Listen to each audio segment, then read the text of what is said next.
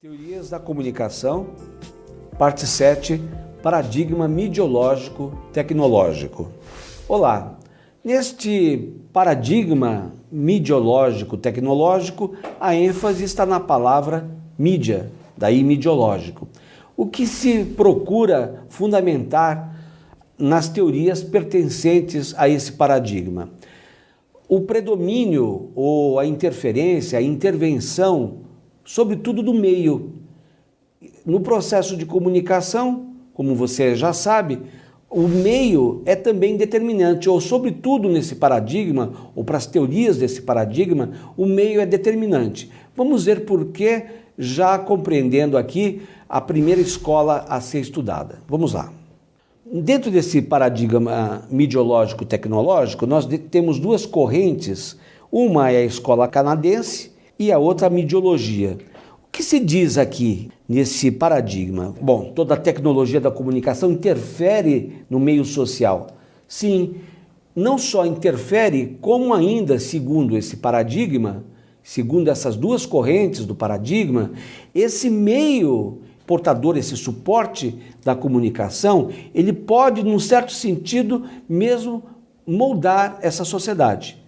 De que forma nós vamos compreender já. Interfere no meio social a instituir novos hábitos de percepção. Ora, esses meios de comunicação, portanto, eles não necessariamente pressupõem uma estrutura, uma certa estrutura social, mas eles próprios determinam a estrutura social conforme, digamos, a estrutura deles mesmos, meios de comunicação, sua ética e a sua natureza.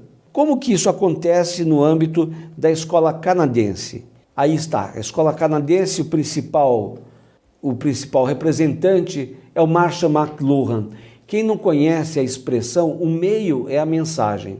Ora, se o meio é a mensagem, se o canal é a mensagem, significa dizer que uma coisa é essa mensagem lida no jornal, não é? Impresso. Outra coisa é a mesma mensagem anunciada, divulgada, disseminada pela mídia eletrônica. Outro ainda pelo rádio.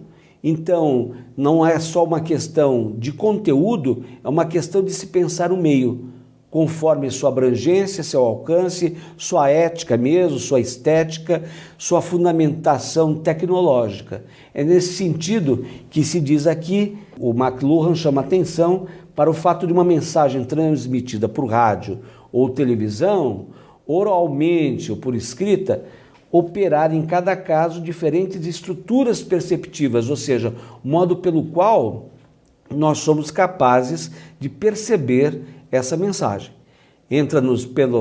No caso do audiovisual, nós temos som e imagem, naturalmente, que não é o caso do rádio e também não é o caso da mídia impressa, em que o olhar, a visão, nesse caso, é dominante. Então, esse suporte da comunicação, que é o canal, ele é fundamental para a significação, a construção de significado dessa mensagem. Seguindo aqui, estruturas perceptivas, articular diferenciados mecanismos de compreensão, orientar-se por uma lógica interna, sustentada pela materialidade do canal, que na verdade é a base da produção de significados. Materialidade do canal, você já percebe, no caso do jornal, o próprio papel, isso é a materialidade. No caso do rádio, claro, antes de tudo tem um emissor, o emissor é a estação de rádio, na voz dos seus locutores e assim por diante, mas tem a materialidade, que é o artefato radiofônico propriamente, que faz uso inclusive das ondas, de propagação da mensagem. Nesse sentido, nós poderíamos até pensar a própria mensagem um pouco conforme o ideário informacional, matemático informacional, a mensagem como um sinal. Então, se pensa aqui, afinal de contas, quais seriam, aí sim, os efeitos desse meio em relação à informação propriamente. Então daí essa frase famosa, com todo tipo de desdobramento, que vai muito além naturalmente das reflexões desenvolvidas nesta aula.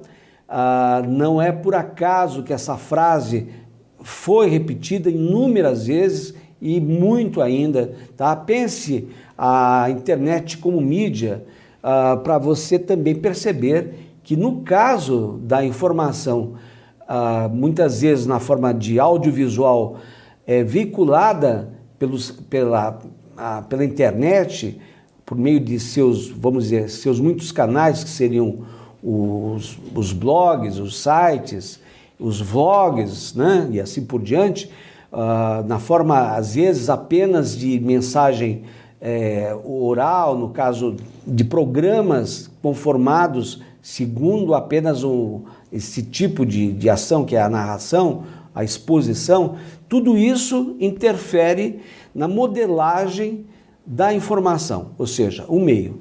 Então essa é a máxima dessa escola. Indo à frente, sim, esse aqui aparece aqui na tela, vamos ver aqui, o Marshall McLuhan, eis aí, ao fundo a famosa frase, o meio a mensagem. O Marshall McLuhan, não sei se você assistiu aquele filme Annie Hall, do Woody Allen, pois o Marshall McLuhan aparece nesse filme na seguinte forma: a personagem vivida pelo Woody Allen está numa fila de cinema e na frente dele há um desses intelectuais ou falso pseudo-intelectuais que falam alto para demonstrar o conhecimento, isso inclusive numa fila de cinema. E ele vai falando ali, fazendo uma série de observações sobre a famosa teoria do Marshall McLuhan, e por outro lado, essa personagem do Woody Allen não gosta de nada, né, desse exibicionismo do tal intelectual. E, para surpresa do espectador, de repente, vai lá o Woody Allen, essa personagem, e puxa de trás de um cartaz que está lá nesse cinema, nada mais, nada menos que o Marshall McLuhan. E ele pede para que o McLuhan se reporte ao tal intelectual. E aí é o momento que o McLuhan disse: senhor, o senhor está muito equivocado, minha teoria não dá ênfase a essa situação a que você se reporta. Então está aí uma das aparições bastante conhecidas do McLuhan. Muito bem, a próxima vertente é a midiologia do Debré, francês Debré. Esse livro dele, Curso de Midiologia Geral, dá um outro aparato, outra abrangência, outro alcance ao mídio, à mídia, né? Em midiologia, mídio designa, em primeira abordagem, o conjunto, etc., de meios. Então, aqui para ele, esses meios de comunicação não se limitam àqueles meios muito conhecidos por todos, né? Rádio, televisão, assim por diante, enfim, sempre repetidos aqui e vamos continuar repetindo. Mas esses meios são vários outros. Por exemplo, um altar numa igreja é também um meio de comunicação. Uma mesa colocada em posição, digamos, estratégica, ou não necessariamente numa organização, numa empresa, é um meio de comunicação. A mesa do chefe seria um meio de comunicação e assim vários outros objetos, vários outros artefatos, todos eles imbuídos de um determinado significado em certo contexto. Tudo isso é meio de comunicação. Daí a midiologia não ater-se ou não se limitar aos meios de comunicação tradicional e tentar ver todos esses outros objetos constituindo um grande sistema sígnico, né? Um grande suporte da comunicação. Vamos ver alguns artefatos ou alguns objetos que podem ser considerados assim? Olha, ali fala, obviamente, né? Claro que rádio, claro que a imprensa, a televisão, mas vários outros meios podem ser citados. E aqui nós vamos lembrar uma mesa de refeição, um sistema de educação também, um café-bar, né?